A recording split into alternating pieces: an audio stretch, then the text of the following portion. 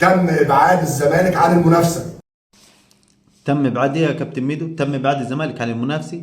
وحضرتك ما تعرفش انه الزمالك من 3 مواسم بينافس على الكونفدراليه؟ يعني حضرتك هو انت توك اللي حسيت انه الزمالك بعدوه عن المنافسه الموسم دي؟ طب الموسم اللي قبله حضرتك الزمالك ما كانش حد بعده عن المنافسه. مالكم يا عم؟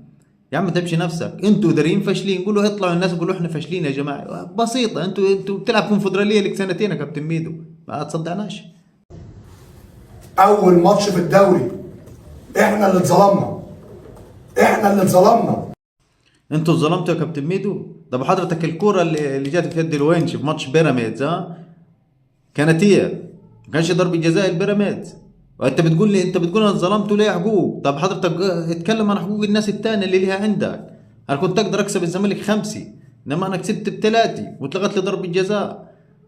احنا اللي اتحسب علينا ضربه جزاء ما فيهاش ريحه ضربه الجزاء، ومن غير ما نعمل اي حاجه تم تسريب مقطع صوتي للاعلام، وبناء عليه المنافس خرج بيان شديد اللهجه في تحذير للجنه الحكام. وايه الباقي حضراتكم عارفين حصل فينا ايه في الماتشات اللي بعد كده، حضراتكم عارفين حصل فينا ايه. حصل فينا ايه؟ هو مش هلاك مين اللي جابه؟ لجنة التحكيم. شلبي ده اللي ما بيأديش اللي بيمشي ده مين جابه؟ مش حضراتكم؟ كل لعبة انتوا اللي جايبينه. بيزو الاسطورة الوهمية بتاعكم اللي ما جايبش 3 اهداف في الدوري، ده مش مستوى قال. اللعبة بتاعتكم دي مش مستواها، منخفض تعبان، وش ده مش راجع تعبان، وباعترافاتكم انت وده قناتكم قناة الزمالك هي اللي بتعترف انه اللعيبة دي مستواها نازل يا جماعة. فبتحكي لي على التحكيم ازاي؟ يعني التحكيم هيكسبك ازاي وانت اصلا مش قادر تأدي في الملعب؟ بتمنى وعندي عشم كبير في حال الرياضه في مصر ان اللي حصل ده ما يكونش صدفه.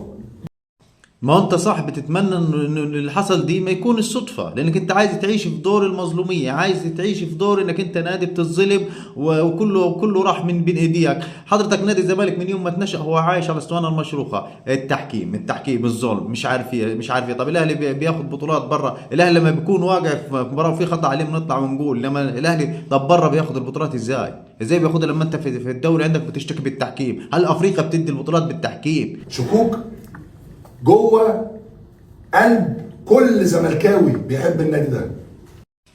السوبر الافريقي لما راح الزمالك لعب قدام الاهلي في السعوديه في السوبر الافريقي، وقلت انه تركي الشيخ جايب الحكام ومديهم فلوس عشان يكسبوا الاهلي، ومصر كلها بالكلام بتاعكم دي، الناس المحايده مالهاش في الكوره كانت قاعده ومستنيه الزمالك يخسر عشان اللي يطبق الكلام اللي انتوا قلتوه. فانتوا كسبتوا المباراه، لما كسبتوا المباراه بقيتوا تهيسوا وتغيظوا الراجل اللي هو تركي الشيخ اللي هو اصلا ما فهمش هي فيه، وعشتوا دور المظلوميه وكسبنا التحكيم. كسبت مين؟ الحكم ده لو كان مرتشي ما كنتش هتكسب.